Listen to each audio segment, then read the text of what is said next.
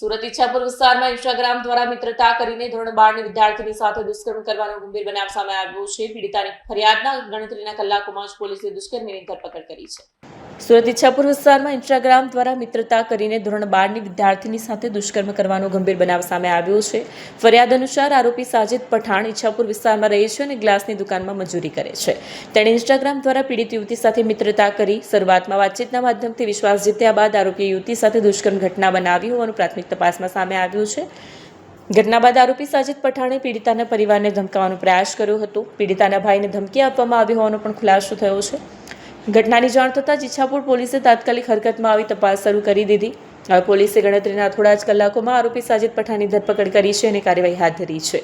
આ બનાવ સામે આવતા પીડિતાના પરિવાર અને આજુબાજુના વિસ્તારના લોકોમાં ચકચાર મચી ગઈ છે. સોશિયલ મીડિયાના વધતા દુરુપયોગ અને કિશોરીઓની સુરક્ષાને લઈને સવાલો ઉઠી રહ્યા છે. ઈચ્છાપુર પોલીસે જણાવ્યું છે કે આ મામલે વધુ તપાસ હાથ ધરવામાં આવી છે અને કોઈ પણ પાસાની ચકાસણી કરવામાં આવી રહી છે.